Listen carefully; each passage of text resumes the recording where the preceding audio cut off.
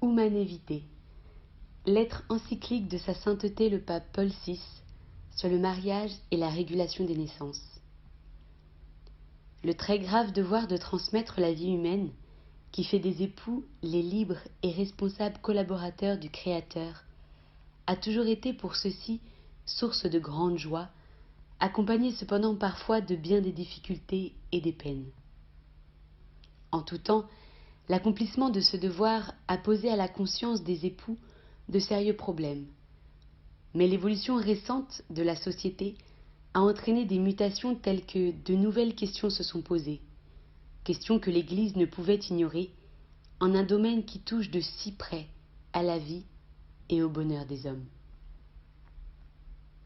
Premier point, aspect nouveau du problème et compétences du magistère. Les changements survenus sont effectivement notables et de plusieurs sortes.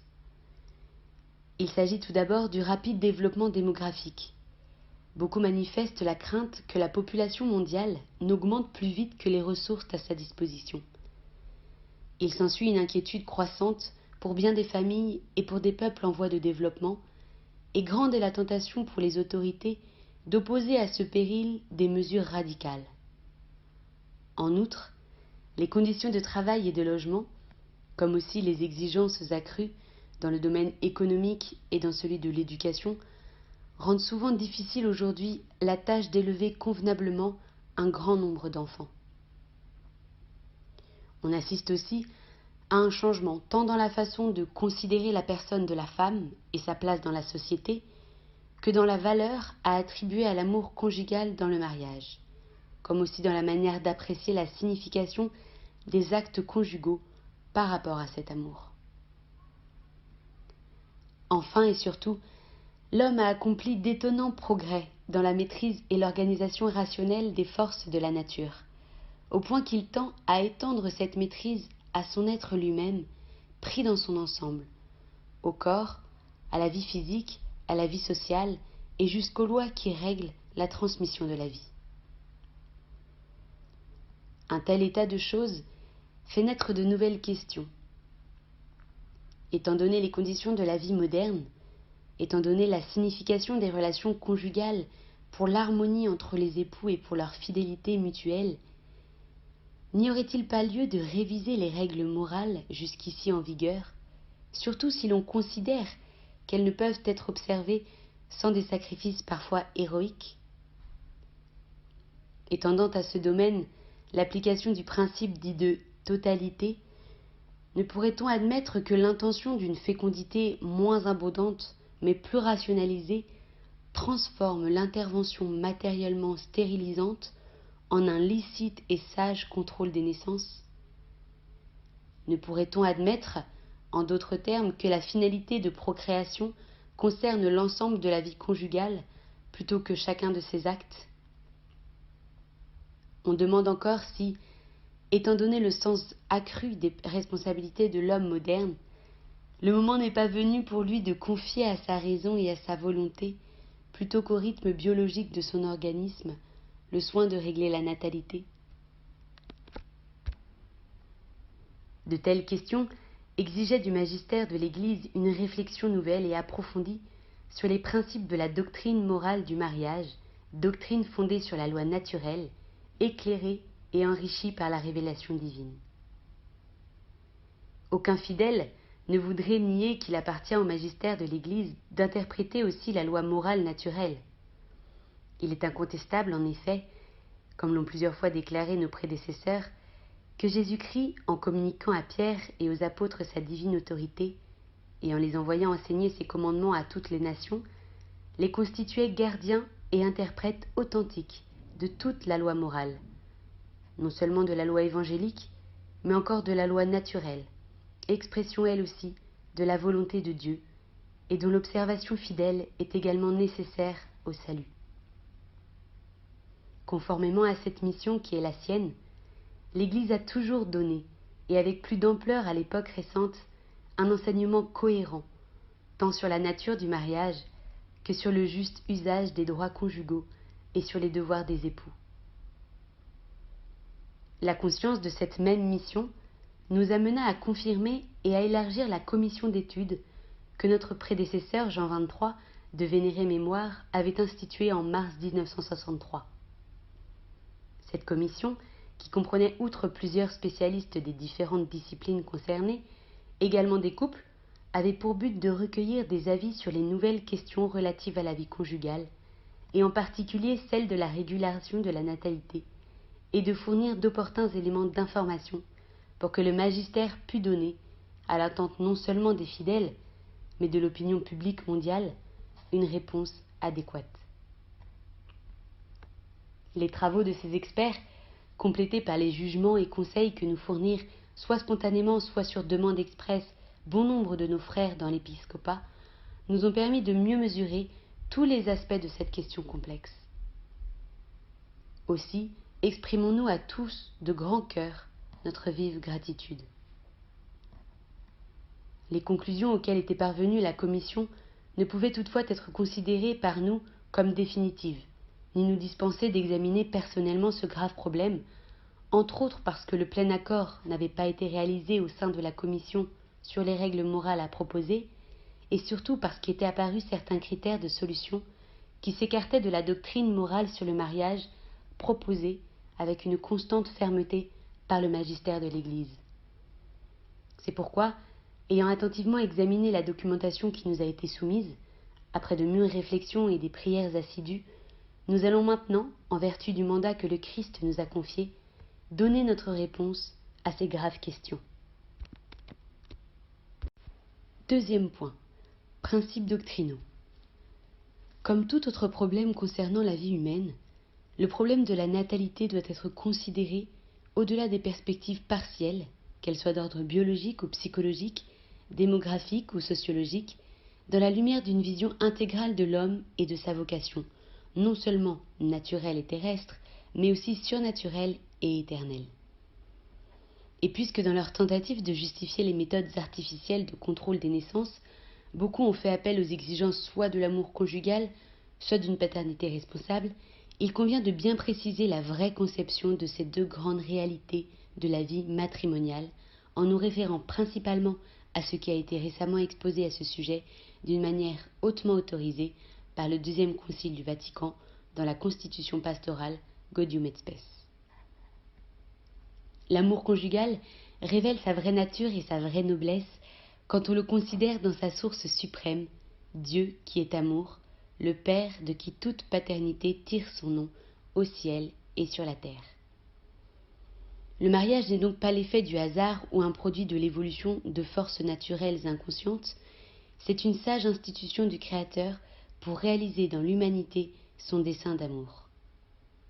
Par le moyen de la donation personnelle réciproque, qui leur est propre et exclusive, les époux tendent à la communion de leurs êtres en vue d'un mutuel perfectionnement personnel pour collaborer avec Dieu à la génération et à l'éducation de nouvelles vies. De plus, pour les baptisés, le mariage revêt la dignité de signe sacramentel de la grâce en tant qu'il représente l'union du Christ et de l'Église. Dans cette lumière apparaissent clairement les notes et les exigences caractéristiques de l'amour conjugal dont il est souverainement important d'avoir une idée exacte. C'est avant tout un amour pleinement humain, c'est-à-dire à la fois sensible et spirituel. Ce n'est donc pas un simple transport d'instincts et de sentiments, mais aussi et surtout un acte de la volonté libre, destiné à se maintenir et à grandir à travers les joies et les douleurs de la vie quotidienne, de sorte que les époux deviennent un seul cœur et une seule âme et atteignent ensemble leur perfection humaine. C'est ensuite un amour total, c'est-à-dire une forme toute spéciale d'amitié personnelle par laquelle les époux partagent généreusement toutes choses, sans réserves indues ni calculs égoïstes. Qui aime vraiment son conjoint ne l'aime pas seulement pour ce qu'il reçoit de lui, mais pour lui-même, heureux de pouvoir l'enrichir du don de soi. C'est encore un amour fidèle et exclusif jusqu'à la mort. C'est bien ainsi en effet que le conçoivent l'époux et l'épouse le jour où ils assument librement et en pleine conscience l'engagement du lien matrimonial. Fidélité qui peut parfois être difficile, mais qui est toujours possible et toujours noble et méritoire, nul ne peut le nier. L'exemple de tant d'époux à travers les siècles prouve non seulement qu'elle est conforme à la nature du mariage, mais encore qu'elle est source de bonheur profond et durable. C'est enfin un amour fécond qui ne s'épuise pas dans la communion entre époux, mais qui est destiné à se continuer en suscitant de nouvelles vies.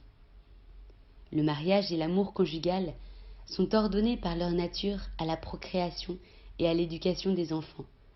De fait, les enfants sont le don le plus excellent du mariage et ils contribuent grandement au bien des parents eux-mêmes. L'amour conjugal exige donc des époux une conscience de leur mission de paternité responsable, sur laquelle, à bon droit, on insiste tant aujourd'hui et qui doit, elle aussi, être exactement comprise. Elle est à considérer sous divers aspects légitimes et liés entre eux. Par rapport au processus biologique, la paternité responsable signifie connaissance et respect de leurs fonctions. L'intelligence découvre, dans le pouvoir de donner la vie, des lois biologiques qui font partie de la personne humaine. Par rapport aux tendances de l'instinct et des passions, la paternité responsable signifie la nécessaire maîtrise que la raison et la volonté doivent exercer sur elle. Par rapport aux conditions physiques, économiques, psychologiques et sociales, la paternité responsable s'exerce soit par la détermination réfléchie et généreuse de faire grandir une famille nombreuse, soit par la décision prise pour de graves motifs et dans le respect de la loi morale d'éviter temporairement ou même pour un temps indéterminé une nouvelle naissance. La paternité responsable comporte encore et surtout un plus profond rapport avec l'ordre moral objectif établi par Dieu et dont la conscience droite est la fidèle interprète. Un exercice responsable de la paternité implique donc que les conjoints reconnaissent pleinement leurs devoirs envers Dieu, envers eux-mêmes, envers la famille et envers la société dans une juste hiérarchie des valeurs. Dans la tâche de transmettre la vie, ils ne sont par conséquent pas libres de procéder à leur guise, comme s'ils pouvaient déterminer de façon entièrement autonome les voies honnêtes à suivre, mais ils doivent conformer leur conduite à l'intention créatrice de Dieu, exprimée dans la nature même du mariage et de ses actes, et manifestée par l'enseignement constant de l'Église. Ces actes, par lesquels les époux s'unissent dans une chaste intimité, et par le moyen desquels se transmet la vie humaine, sont, comme l'a rappelé le Concile, honnêtes et dignes, et ils ne cessent pas d'être légitimes si, pour des causes indépendantes de la volonté des conjoints, on prévoit qu'ils seront inféconds. Ils restent en effet ordonnés à exprimer et à consolider leur union. De fait, comme l'expérience l'atteste, chaque rencontre conjugale n'engendre pas une nouvelle vie. Dieu a sagement fixé des lois et des rythmes naturels de fécondité qui espacent déjà par eux-mêmes la succession des naissances. Mais l'Église, rappelant les hommes à l'observation de la loi naturelle interprétée par sa constante doctrine, enseigne que tout acte matrimonial doit rester ouvert à la transmission de la vie. Cette doctrine, plusieurs fois exposée par le magistère, est fondée sur le lien indissoluble que Dieu a voulu et que l'homme ne peut rompre de son initiative entre les deux significations de l'acte conjugal, union et procréation. En effet, par sa structure intime, l'acte conjugal, en même temps qu'il unit profondément les époux, les rend aptes à la génération de nouvelles vies, selon des lois inscrites dans l'être même de l'homme et de la femme. C'est en sauvegardant ces deux aspects essentiels, union et procréation, que l'acte conjugal conserve intégralement le sens de mutuel et véritable amour et son ordination à la très haute vocation de l'homme, à la paternité. Nous pensons que les hommes de notre temps sont particulièrement en mesure de comprendre le caractère profondément raisonnable et humain de ce principe fondamental. On remarque justement, en effet, qu'un acte conjugal imposé au conjoint sans égard à ses conditions et à ses légitimes désirs n'est pas un véritable acte d'amour et contredit par conséquent une exigence du bon ordre moral dans les rapports entre époux. De même, qui réfléchit bien devra reconnaître aussi qu'un acte d'amour mutuel qui porterait atteinte à la disponibilité à transmettre la vie que le Créateur a attachée à cet acte selon des lois particulières est en contradiction avec le dessein constitutif du mariage et avec la volonté de l'auteur de la vie. User de ce don divin en détruisant fût-ce partiellement sa signification et sa finalité, c'est contredire à la nature de l'homme comme à celle de la femme et de leur rapport le plus intime. C'est donc contredire aussi au plan de Dieu et à sa volonté. Au contraire, user du don de l'amour conjugal en respectant les lois du processus de la génération, c'est reconnaître que nous ne sommes pas les maîtres des sources de la vie humaine, mais plutôt les ministres du dessein établi par le Créateur. De même, en effet, que l'homme n'a pas sur son corps en général un pouvoir illimité, de même il ne l'a pas, pour une raison particulière, sur ses facultés de génération en tant que telles, à cause de leur ordination intrinsèque à susciter la vie, dont Dieu est le principe. La vie humaine est sacrée, rappelait Jean 23. Dès son origine, elle engage directement l'action créatrice de Dieu. En conformité avec ces points fondamentaux de la conception humaine et chrétienne du mariage, nous devons encore une fois déclarer qu'il y a absolument à exclure, comme moyen licite de régulation des naissances, l'interruption directe du processus de génération déjà engagé, et surtout, l'avortement directement voulu et procuré, même pour des raisons thérapeutiques. Et pareillement à exclure, comme le magistère de l'Église l'a plusieurs fois déclaré, la stérilisation directe, qu'elle soit perpétuelle ou temporaire, tant chez l'homme que chez la femme. Est exclue également toute action qui, soit en prévision de l'acte conjugal, soit dans son déroulement, soit dans le développement de ses conséquences naturelles, se proposerait comme but ou comme moyen de rendre impossible la procréation. Et on ne peut invoquer comme raison valable pour justifier des actes conjugaux rendus intentionnellement inféconds le moindre mal ou le fait que ces actes constitueraient un tout avec les actes féconds qui ont précédé ou qui suivront, et dont ils partageraient l'unique et identique bonté morale.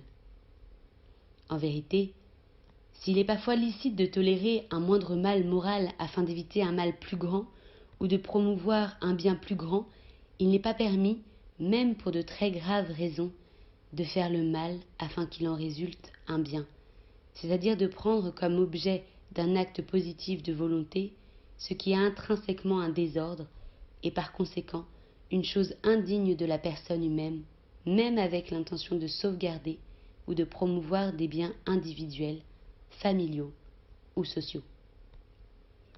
C'est donc une erreur de penser qu'un acte conjugal rendu volontairement infécond et par conséquent intrinsèquement déshonnête puisse être rendu honnête par l'ensemble d'une vie conjugale féconde. L'Église, en revanche, n'estime nullement illicite l'usage des moyens thérapeutiques vraiment nécessaires pour soigner des maladies de l'organisme, même si l'on prévoit qu'il en résultera un empêchement à la procréation, pourvu que cet empêchement ne soit pas, pour quelque motif que ce soit, directement voulu. À cet enseignement de l'Église sur la morale conjugale, on objecte aujourd'hui, comme nous l'observions plus haut, que c'est la prérogative de l'intelligence humaine de maîtriser les énergies offertes par la nature irrationnelle et de les orienter vers un but conforme au bien de l'homme. Or, certains se demandent dans le cas présent, n'est-il pas raisonnable, en bien des circonstances, de recourir au contrôle artificiel des naissances, si on obtient par là l'harmonie et la tranquillité du foyer et de meilleures conditions pour l'éducation des enfants déjà nés? À cette question, il faut répondre avec clarté. L'Église est la première à louer et à recommander l'intervention de l'intelligence dans une œuvre qui associe de si près la créature raisonnable à son Créateur. Mais elle affirme que cela doit se faire dans le respect de l'ordre établi par Dieu. Si donc il existe, pour espacer les naissances, de sérieux motifs dus soit aux conditions physiques ou psychologiques des conjoints, soit à des circonstances extérieures, l'Église enseigne qu'il est alors permis de tenir compte des rythmes naturels inhérents aux fonctions de la génération pour user du mariage dans les seules périodes infécondes et régler ainsi la natalité sans porter atteinte aux principes moraux que nous venons de rappeler. L'Église est conséquente avec elle-même quand elle estime licite le recours aux périodes infécondes, alors qu'elle condamne comme toujours illicite l'usage des moyens directement contraires à la fécondation, même inspirés par des raisons qui peuvent paraître honnêtes et sérieuses. En réalité, il existe entre les deux cas une différence essentielle. Dans le premier cas, les conjoints usent légitimement d'une disposition naturelle. Dans l'autre cas, ils empêchent le déroulement des processus naturels. Il est vrai que, dans l'un et l'autre cas, les conjoints s'accordent dans la volonté positive d'éviter l'enfant pour des raisons plausibles, en cherchant à avoir l'assurance qu'il ne viendra pas. Mais il est vrai aussi que dans le premier cas seulement, ils savent renoncer à l'usage du mariage dans les périodes fécondes, quand, pour de justes motifs, la procréation n'est pas désirable, et en user dans les périodes agénésiques comme manifestation d'affection et sauvegarde de mutuelle fidélité. Ce faisant, ils donnent la preuve d'un amour vraiment et intégralement honnête. Les hommes droits pourront encore mieux se convaincre du bien fondé de la doctrine de l'Église en ce domaine s'ils veulent bien réfléchir aux conséquences des méthodes de régulation artificielle de la natalité. Qu'ils considèrent d'abord quelle voie large et facile ils ouvriraient ainsi à l'infidélité conjugale et à l'abaissement général de la moralité. Il n'est pas besoin de beaucoup d'expérience pour connaître la faiblesse humaine et pour comprendre que les hommes, les jeunes en particulier, si vulnérables sur ce point, ont besoin d'encouragement à être fidèles à la loi morale et qu'il ne faut pas leur offrir quelques moyens faciles pour en éluder l'observance. On peut craindre aussi que l'homme, en s'abstituant à l'usage des pratiques anticonceptionnelles, ne finisse par perdre le respect de la femme et sans plus se soucier de l'équilibre physique et psychologique de celle-ci, n'en viennent à la considérer comme un simple instrument de jouissance égoïste et non plus comme sa compagne respectée et aimée. Qu'on réfléchisse aussi à l'arme dangereuse que l'on viendrait à mettre ainsi aux mains d'autorités publiques peu soucieuses des exigences morales. Qui pourra reprocher à un gouvernement d'appliquer à la solution des problèmes de la collectivité ce qui serait reconnu permis aux conjoints pour la solution d'un problème familial? Qui empêchera les gouvernants de favoriser et même d'imposer à leur peuple, s'ils le jugent nécessaire, la méthode de contraception estimée par eux la plus efficace? Et ainsi les hommes, en voulant éviter les difficultés individuelles, familiales ou sociales que l'on rencontre dans l'observation de la loi divine, en arriveraient à laisser à la merci de l'intervention des autorités publiques le secteur le plus personnel et le plus réservé de l'intimité conjugale. Si donc on ne veut pas abandonner à l'arbitraire des hommes la mission d'engendrer la vie, il faut nécessairement reconnaître des limites infranchissables au pouvoir de l'homme sur son corps et sur ses fonctions. Limites que nul homme, qu'il soit simple particulier ou revêtu d'autorité, n'a le droit d'enfreindre. Et ces limites ne peuvent être déterminées que par le respect qui est dû à l'intégrité de l'organisme humain et de ses fonctions, selon les principes rappelés ci-dessus et selon la juste intelligence du principe de totalité exposé par notre prédécesseur Pie XII.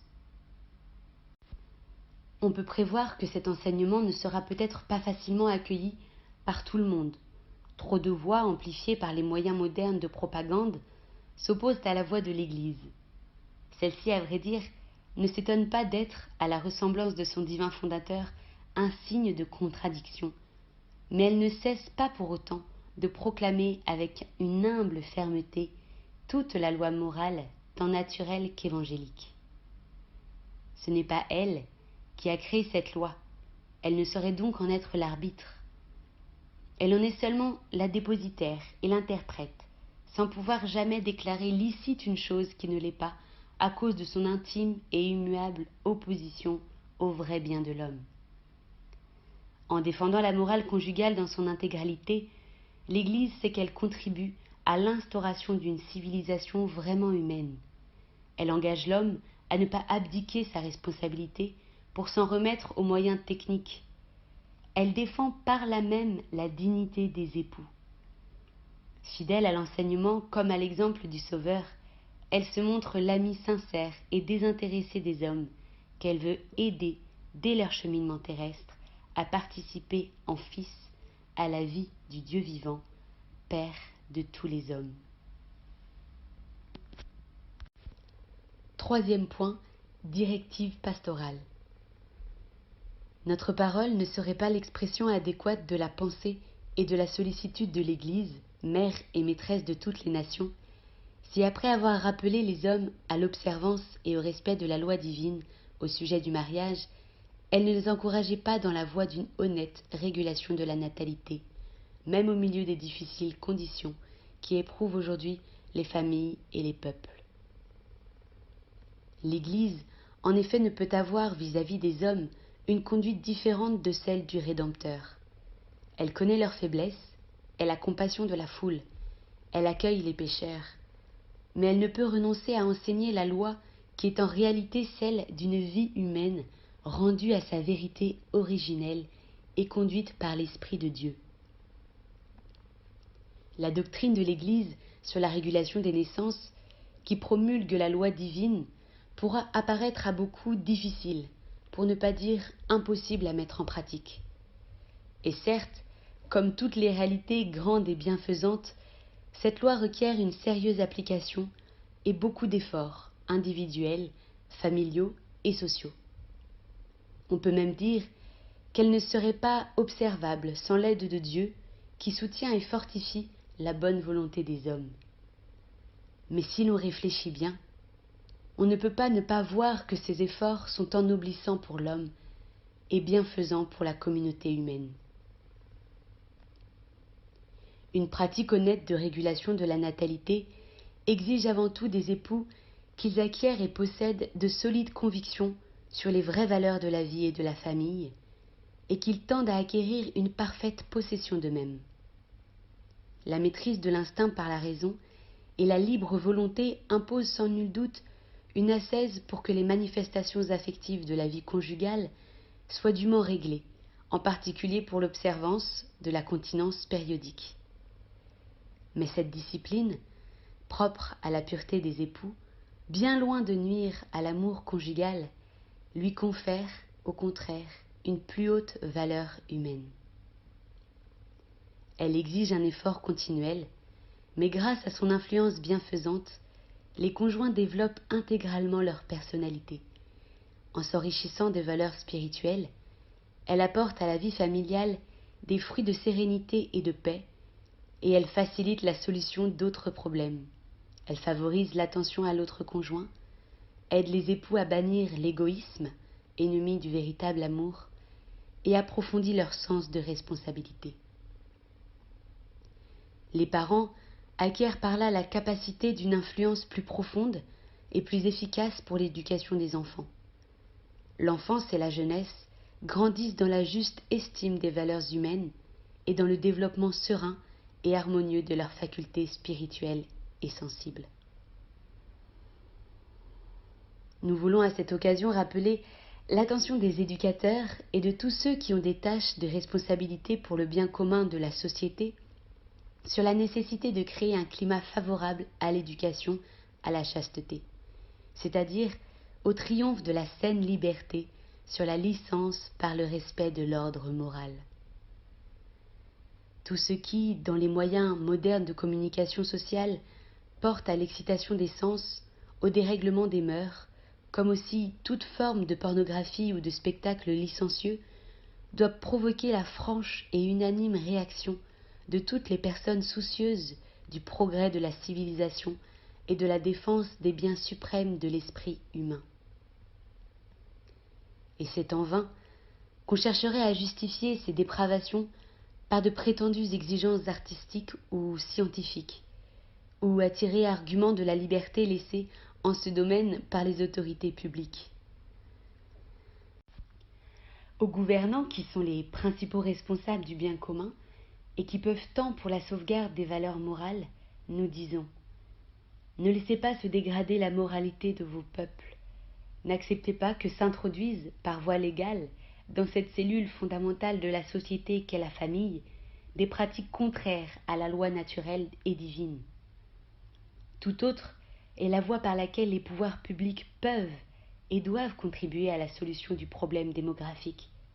C'est la voie d'une prévoyante politique familiale, d'une sage éducation des peuples, respectueuse de la loi morale et de la liberté des citoyens.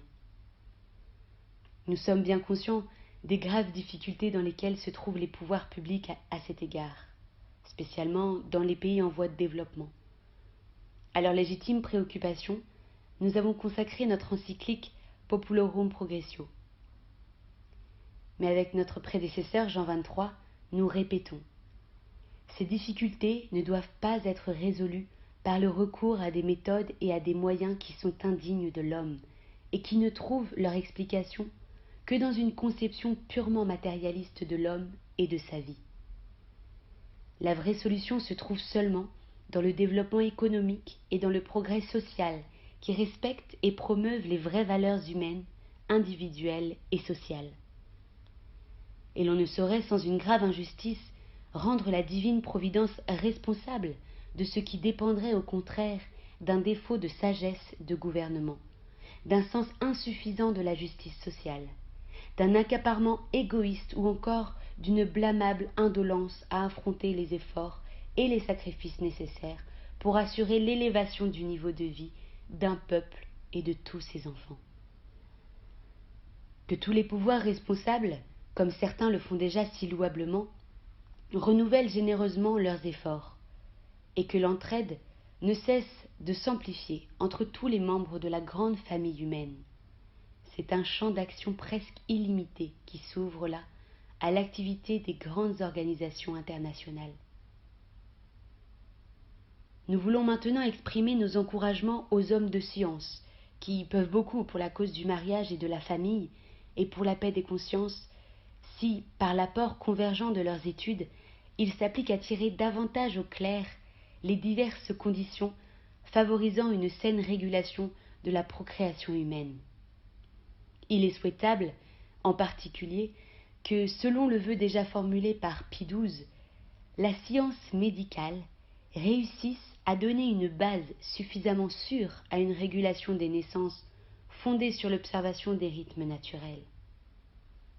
Ainsi, les hommes de science, et en particulier les chercheurs catholiques, contribueront à démontrer par les faits que, comme l'Église l'enseigne, il ne peut y avoir de véritable contradiction entre les lois divines qui règlent la transmission de la vie et celles qui favorisent un authentique amour conjugal. Et maintenant, notre parole s'adresse plus directement à nos fils, particulièrement à ceux que Dieu appelle à le servir dans le mariage.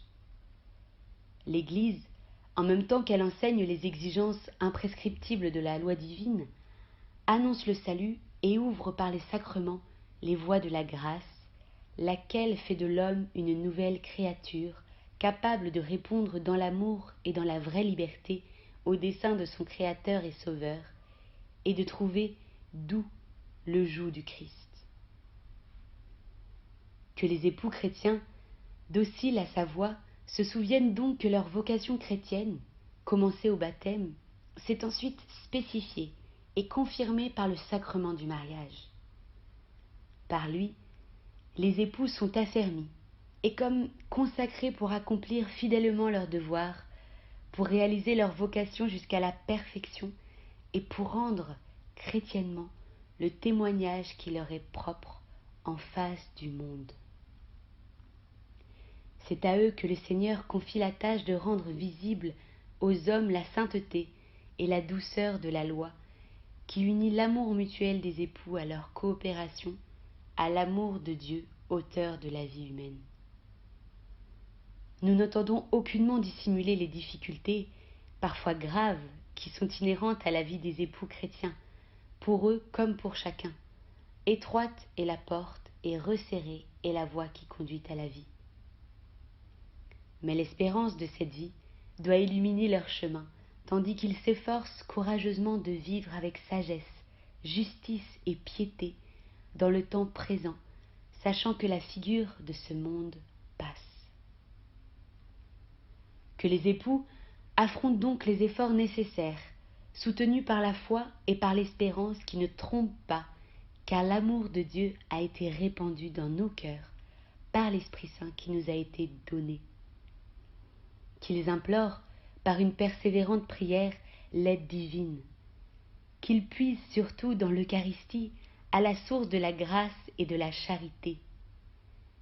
Et si le péché avait encore prise sur eux, qu'ils ne se découragent pas, mais qu'ils recourent avec une humble persévérance à la miséricorde de Dieu qui est accordée dans le sacrement de pénitence. Ils pourront de cette façon réaliser la plénitude de la vie conjugale décrite par l'apôtre. Marie, aimez vos femmes comme le Christ a aimé l'Église. Les maris doivent aimer leurs femmes comme leur propre corps. Aimer sa femme, n'est-ce pas s'aimer soi-même?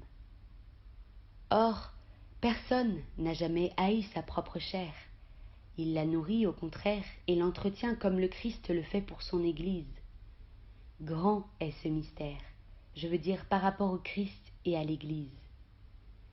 Mais en ce qui vous concerne, que chacun aime son épouse comme lui-même et que l'épouse respecte son mari.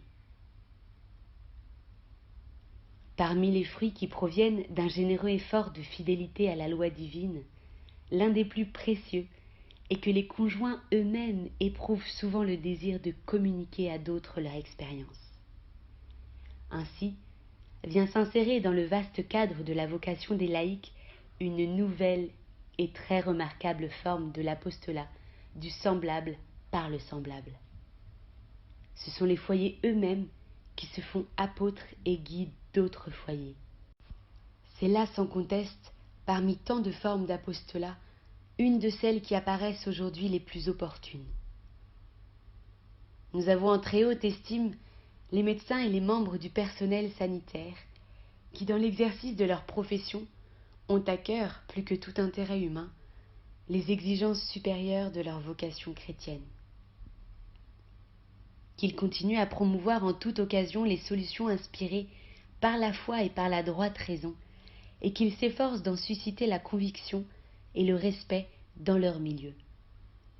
Qu'ils considèrent aussi comme un devoir professionnel l'acquisition de toute la science nécessaire dans ce domaine délicat, afin de pouvoir donner aux époux qui les consultent les sages conseils et les saines directives que ceux-ci attendent d'eux à bon droit. Chers fils prêtres, qui êtes par vocation les conseillers et les guides spirituels des personnes et des foyers, nous nous tournons maintenant vers vous avec confiance. Votre première tâche, spécialement pour ceux qui enseignent la théologie morale, est d'exposer sans ambiguïté l'enseignement de l'Église sur le mariage. Soyez les premiers à donner, dans l'exercice de votre ministère, l'exemple d'un assentiment loyal, interne et externe au magistère de l'Église. Cet assentiment est dû, vous le savez, non pas tant à cause des motifs allégués que plutôt en raison de la lumière de l'Esprit Saint, dont les pasteurs de l'Église bénéficient à un titre particulier pour exposer la vérité. Vous savez aussi qu'il est de souveraine importance pour la paix des consciences et pour l'unité du peuple chrétien que dans le domaine de la morale comme dans celui du dogme, tous s'en tiennent au magistère de l'Église et parlent un même langage. Aussi est-ce de toute notre âme que nous vous renouvelons l'appel angoissé du grand apôtre Paul. Je vous en conjure, frères, par le nom de notre Seigneur Jésus-Christ, ayez tous un même sentiment, qu'il n'y ait point parmi vous de division, mais soyez tous unis dans le même esprit et dans la même pensée. Ne diminuez en rien la salutaire doctrine du Christ est une forme éminente de charité envers les âmes. Mais cela doit toujours être accompagné de la patience et de la bonté dont le Seigneur lui-même a donné l'exemple en traitant avec les hommes, venu non pour juger, mais pour sauver. Il fut certes intransigeant avec le mal, mais miséricordieux envers les personnes. au milieu de leurs difficultés, que les époux retrouvent toujours, dans la parole et dans le cœur du prêtre, l'écho de la voix et de l'amour du Rédempteur. Parlez avec confiance, cher fils, bien convaincu que l'Esprit de Dieu, en même temps qu'il assiste le magistère dans l'exposition de la doctrine, éclaire intérieurement les cœurs des fidèles en les invitant à donner leur assentiment. Enseignez aux époux la voie nécessaire de la prière. Préparez-les à recourir souvent et avec foi au sacrement de l'Eucharistie et de la pénitence, sans jamais se laisser décourager par leur faiblesse. Chers et vénérables frères dans l'épiscopat, avec qui nous partageons de plus près le souci du bien spirituel du peuple de Dieu, c'est à vous que va notre pensée respectueuse et affectueuse au terme de cette encyclique. À tous, nous adressons une pressante invitation. À la tête des prêtres, de vos coopérateurs et de vos fidèles, travaillez avec ardeur et sans relâche à la sauvegarde et à la sainteté du mariage, pour qu'il soit toujours davantage vécu dans toute sa plénitude humaine et chrétienne. Considérez cette mission comme l'une de vos plus urgentes responsabilités dans le temps présent.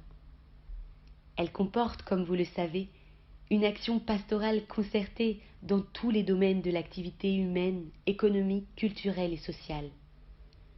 Seule, en effet, l'amélioration simultanée dans ces différents secteurs permettra de rendre non seulement tolérable, mais plus facile et plus joyeuse la vie des parents et des enfants au sein des familles, plus fraternelle et plus pacifique la vie en commun dans la société humaine, de la fidélité au dessein de Dieu sur le monde.